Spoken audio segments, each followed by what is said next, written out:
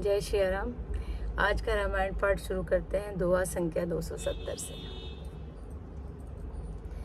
नाहित कौशल नाथ के साथ सुकल गई नाथ, मिथिला अवधि विशेष ते जगु सब भयो अनाथ। नहीं तो हे नाथ कुशल क्षेम तू सब कुशलाधीश दशरथ जी के साथ ही चली गई।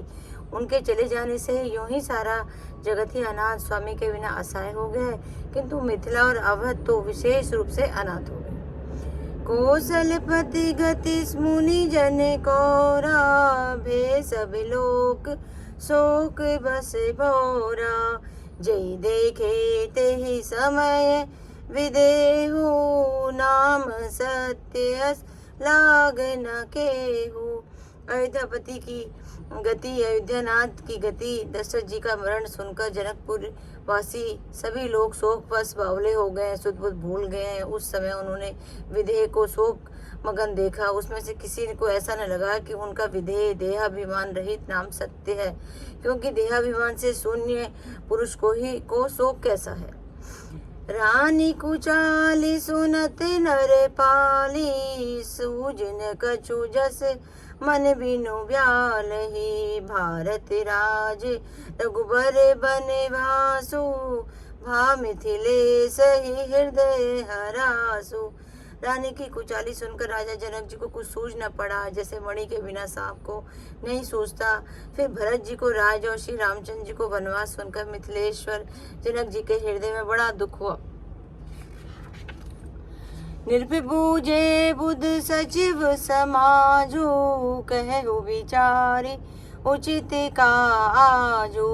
समुझी अवध असे मंजस दो, चलिए की रहे ये न कह कछु को। राजा ने विद्वानों और मंत्रियों के समाज से पूछा कि विचार कर कहिए कि राजा आज इस समय क्या करना उचित है। अयोध्यावासी की दशा समझकर और दोनों प्रकार से असमंजस जानकर चला जाए या रहा जाए, किसी से कुछ नहीं कहा। निर्भय धीर धरि हृदय विचारी, पटिए अवध चतुर चरण चाली। बूझी भरत सती भाऊ कुभाऊ, आए हु बेगी न होई लखाऊ। जब किसी ने कोई सम्मति नहीं दी, तब राजा ने धीरज धरकर हृदय में विचार कर 4 चतुर गुप्तचर जासूर अयोध्या को भेजे और उनसे यह कह दिया कि तुम लोग श्री राम जी के प्रति भरत जी के सद्भाव, अच्छे भाव, प्रेम या दुर्भाव, बुरा भाव, विरोध का यथार्थ पता लगाकर जल्दी लौट कर आना, किसी को तुम्हारा पता न लग पाए। गए अवध चर भरत गति, बूझी देखी कर तूती। चले चित्रकूट ही भरतू, 4 चले तिरहुती।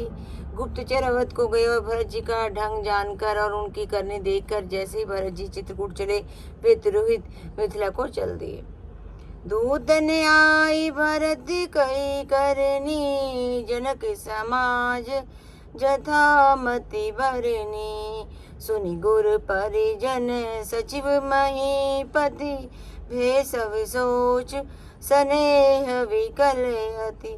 दूत ने आकर राजा जनक जी को सभा में भरत जी के करने का अपनी बुद्धि के अनुसार वर्णन किया। सुनकर गुरु, कुटुंबी, मंत्री और राजा सभी सोच और स्नेह से अत्यंत व्याकुल हो गए। धरि धीरजु करी भरत बढ़ाई, लिए सुभट सहनी बुलाई। घर पुर देश राखी रखवारे, हय गय रथ बहु जान सवारे। फिर जनक जी ने धीरज धरकर और भरत जी की बढ़ाई करके अच्छे योद्धाओं सहानियों को बुलाया।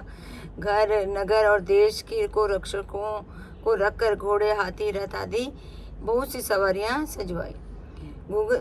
दुघरी साधी चले तति काला, किए विश्राम न मग मही पाला। बोरहि आजु नहाए प्रयागा, चले जमुन उतरन सबु लागा। वे दुघड़िया मुहूर्त साध कर उसी समय चल पड़े। राजा ने रास्ते में कहीं विश्राम भी नहीं किया।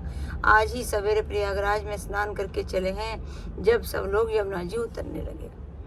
खबरी सेन हम पढ़े ना था, तिन कही 80 महीना यऊ माथा।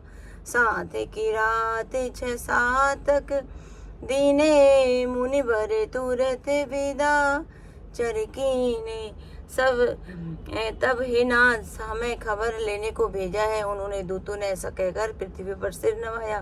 मुनि श्रेष्ठ वशिष्ठ जी ने कोई 6-7 बीलों को साथ देकर दूतों को तुरंत विदा किया। सुनत जनक आगवनु सबो हर्षे अवध समाजू रघुनंदन ही सकोच बड़ सोच विवश सुर राजू। जय श्री राम जय श्री राम। आज की कथा यही विश्राम।